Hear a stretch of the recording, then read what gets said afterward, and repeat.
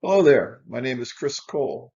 I'm a high school science teacher. I've been teaching for 24 years. I was an assistant principal for middle school for 1 year, and I've been at a school where there was a school shooting. So today I want to talk about whether or not we should arm teachers to help prevent school shootings.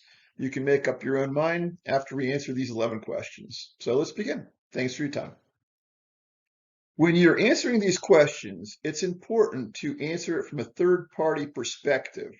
When I read people's answers to this question online, a lot of times they're talking about from their perspective. You may very well be an awesome shot. You may be able to handle pressure, bullets flying at you with no problem and take out an active shooter. But the question is, can your son or daughter's teacher do that? Not you, but your teacher, but the teachers. So keep that in mind when you're answering these questions. Also, think about the teacher that you would least like carrying a weapon because they may be the one having to take the shot. So think about that as well. So when you're answering these questions, don't think about it from your own standpoint. Think about it, if my child's teacher had to take the shot, could they do it? One other important piece of information, and I've done some research on this. Everything I've read says that the typical response for the police department is anywhere from 3 to 12 minutes. So when we're talking about the 11 questions we're going to answer, remember that the police will be on site anywhere from 3 to 12 minutes, assuming we don't have school resource officers. You may very well already have school resources on site where the response time is instantaneously. So as we're talking about this, remember, think about it from a third party perspective. That's incredibly important. Again, a chain is only as strong as its weakest link. And the second is, remember, we're talking about you have 3 to 12 minutes before backup arrives. Okay, question number one for you. How long does it take for you to implement your active shooter protocols for your school? I'm not going to go into the details for our active shooter protocols at our school. I'm not allowed to. But for your school, how long does it take for you to implement your protocols? How long to get those students to implement the protocols? It takes time. And if it takes more than 3 minutes, hopefully the police are already there by then. But so our clock is ticking. Think about that. How long does it take you to get your class safely squared away for an active shooter? Question number two, in my opinion, is the most important of all the questions, and it's the one that would stop me from engaging an active shooter, which is this. Are you going to abandon your students to go pursue an active shooter? Are you going to leave these scared kids in a classroom with no protection, no adult supervision while you go out and pursue an active shooter? Are they going to cry? Are they going to freak out? Are they going to be grabbing you, screaming, please don't go, please don't go, please don't leave us? Could you really leave that group of students to go pursue an active shooter? So we've already killed a fair amount of time in our golden window of 3 to 12 minutes securing the students. And now we're talking about leaving the students unattended and then breaching another golden rule, which is opening a locked door. The moment you open that locked door, you're giving the shooter, if they're outside the hall, the opportunity to breach a secure classroom. Now, here is a statistic that was shared with us. I don't know if this is true any longer, but when it was shared with us, it was true. No student has ever been killed in a locked classroom. If you look at a lot of the active shooter issues we've had, people have broken protocol and breached protocol by leaving doors unlocked or propped open and different things. So are you going to open that door and give the shooter an opportunity to get at your students? And if you are willing to do that and you are armed and think you can take the shooter, are you going to leave those terrified kids by themselves? That's what would prevent me from moving forward. But let's say that you do, you decide the good of the many outweighs the good of the few, and you're willing to leave your students unattended. Let's talk about some more questions. Now, I'm going to remind you on this next question that we're not talking about you. I'm sure if you own guns, you're very responsible with them, keep them in a safe, or if you do concealed carry, you obey all the protocols. The question is, does everybody, does every teacher? Remember, think about the teacher that you would least like carrying a gun and implementing these protocols. So if you're talking about storing a gun in a safe, by the time you're done securing the kids for a code red and opening the safe, the cops are probably already on campus. That's going to take you at least 3 minutes or longer to get all the students out of their desks, tell them where to hide, open the safe, and get your gun. So the only thing left is concealed carry. Now, again, we're not talking about you. You're a responsible gun owner. We're talking about teachers who don't have a lot of experience with this. And the other thing it opens itself up to is if word gets out as to which teachers are carrying guns, uh, it makes them a target if students want to get a hold of a gun to steal it or jump a teacher. Right now, teachers don't carry guns in most districts, but if word gets out and the students have a disagreement and handle it the wrong way, they now know who to steal it from or who to jump. Keep those things in mind. Again, I understand you're a tough person and nobody'd ever jump you. We're talking about a third party, a teacher that you may or may not know. We've already established that you're a responsible gun owner, but you probably know some people that are not that responsible. And do you think all teachers are going to be responsible with the way they handle guns? And you don't get to pick who's responsible. That will be left to the school board or administration. Do you ever disagree with their decisions? Keep that in mind. Do teachers ever lose anything? Are these people overworked? Do they get tired? Yes, to answer all those, I can tell you firsthand. I actually know of an incident where a teacher had concealed carry. She was keeping the gun in her glove box. She was legally allowed to keep it, but she wasn't paying attention one day and it actually fell out of her glove box onto the concrete in the parking lot in an elementary school. She was very, very lucky that this loaded weapon was not found by a kid who thought it was a toy or screwed around with it. Fortunately, another adult found it, turned it in. I don't know what the outcome of the situation was, but that's a documented fact. Teacher with concealed carry had it in a glove box. It fell out of her car. She didn't even know it. Do you think things like that might happen? Sure. And we talked about this would make teachers a target if a student wants to get a hold of a weapon on campus. Again, we're not talking about you. We're talking about a third party you have no control over. Keep those things in mind. Okay, you got the classroom secured lightning fast. All the students are hiding really well. You've drawn your weapon and you've decided you're going to leave your students to go pursue the shooter. What happens if you run into a hostage situation? Do you take the shot? Police are trained for this stuff. You probably have a pistol. It's unlikely you have the firepower to really drop somebody instantaneously. Um, you're putting those students that are hostages at risk. Police are trained for this and they have the weaponry for it. Teachers are not trained for it, and it's unlikely we're going to have somebody positioned with the correct angle from a sniper perspective to be able to drop a shooter without them taking out the kids that are hostages. Again, a lot of problems with the scenario. Here's another question for you. Who decides which teachers carry? I know there are some programs in place where they've done psychological tests and selected certain teachers for the Guardians program and other things. But who decides? Do you ever disagree with the decisions that principals, superintendents, or school boards make? Keep that in mind. Think of the teacher that you would least like carrying. There's a chance that person may be this person selected for the program. Again, it's not your call. It's not your decision who gets it. It's the school board, the principal, or administration. And also, how do you stop teachers from carrying who want to carry?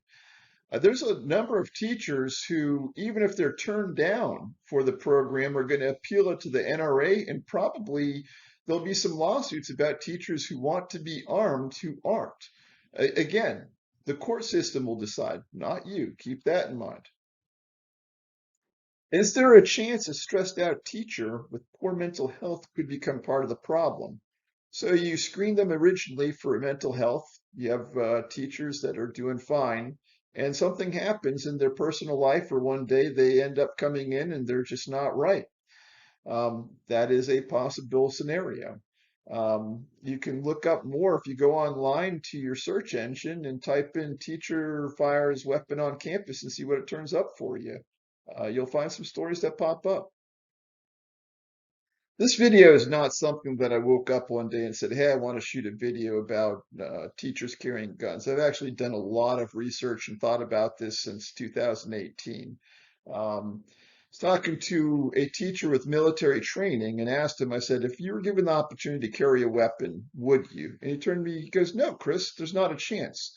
The main reason being liability, which is if a student gets killed in the crossfire, shot in the crossfire, you're probably liable. I don't know what all the legalities will be, and they may pass some laws stating you're not liable, but even if you're not liable, you still got to live with it. He wouldn't want to carry a weapon, and he's former military. How do we identify teachers from the shooter?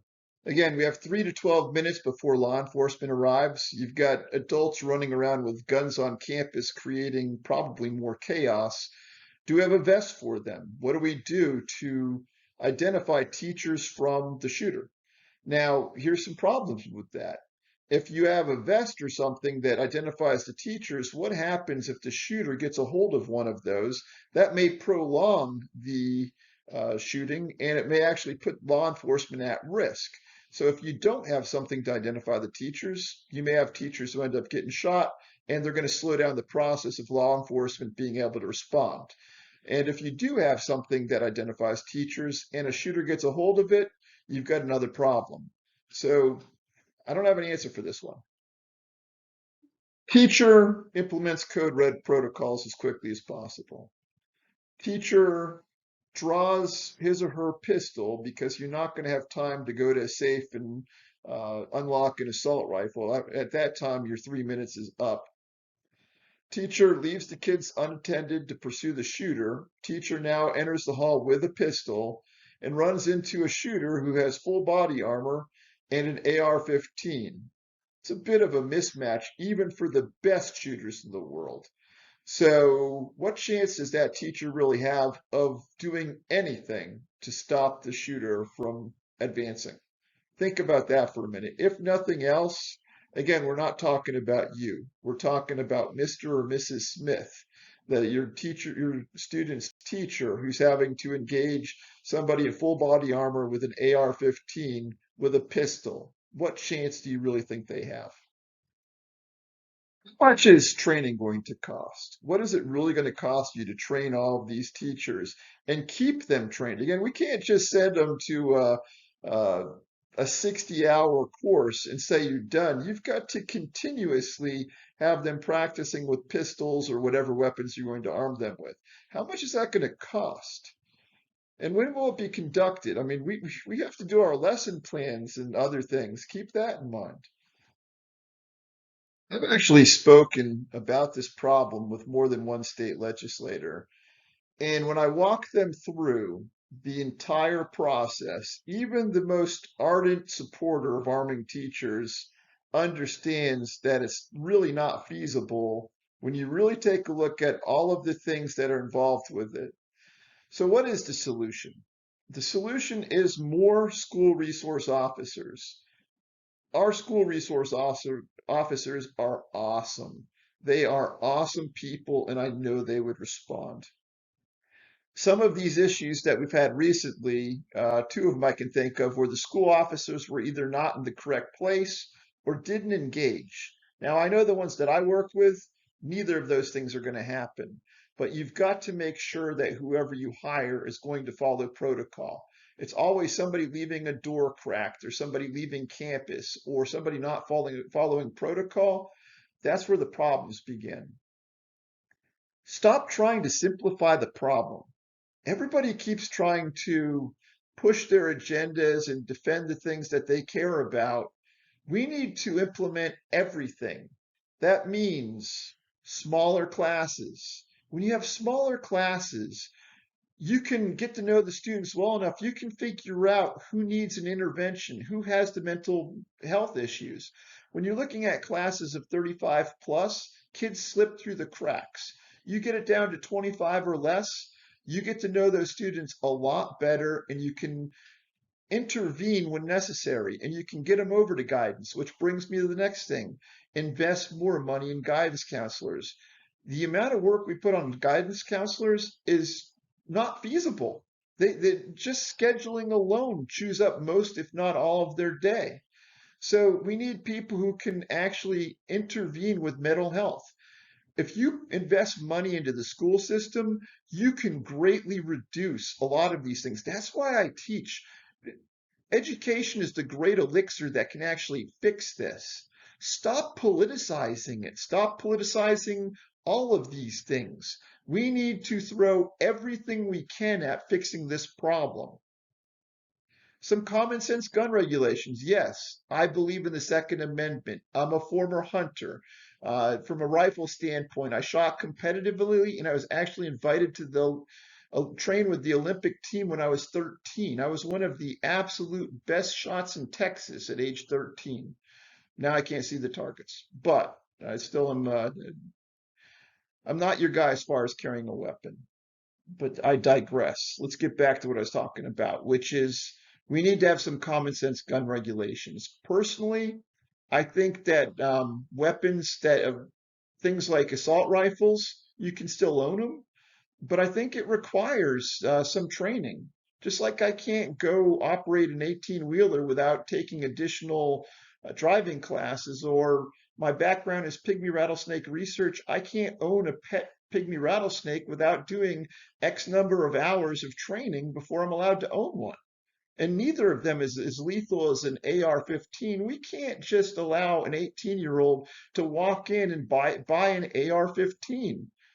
Have some additional requirements as far as screening criteria so that this stops happening again. But for those of you who own guns and are big gun right advocates, I don't want to pick on you because it's as much about mental health, it's as much about education and class size as it really is, as it is weapons. But we do need to address the situation on all of those fronts.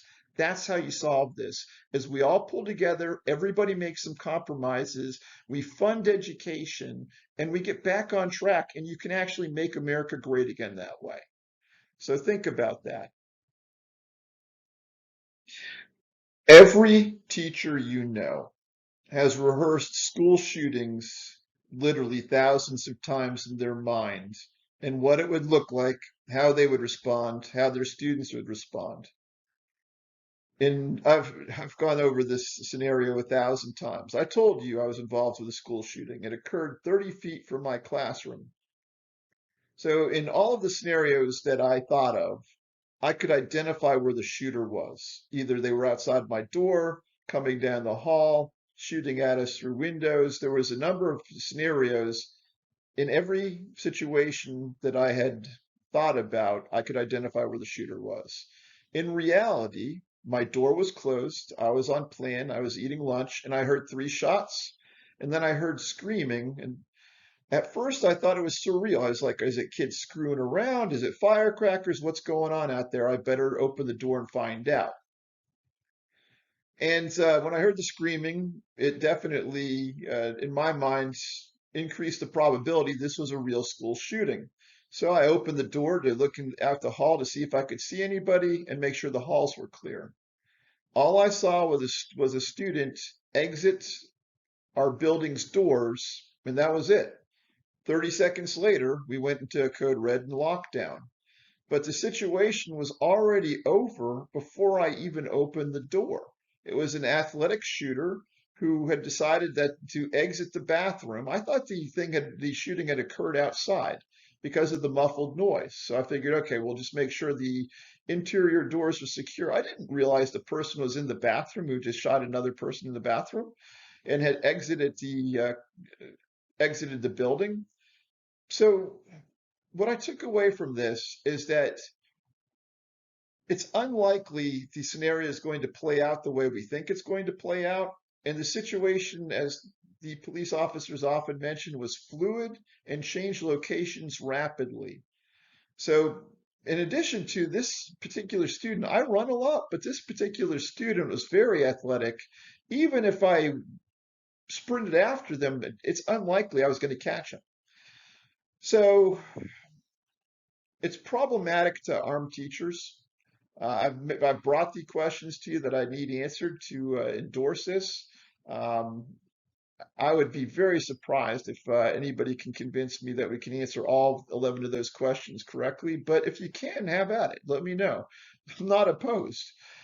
But from my perspective, I've been thinking about this for 4 years now, and I've not come up with the answer to those questions. I appreciate you taking the time. This is not an anti-gun video in any way. This is an anti-arming teachers because it's going to create more problems than it's worth. We're going to have lost guns. We're going to have accidents. We're going to have a whole host of things going wrong with this. And if teachers are packing and kids know they're packing, how comfortable are kids going to be in class? Think about that a little bit. I appreciate your time. Let me know what you think about the video. Colster out.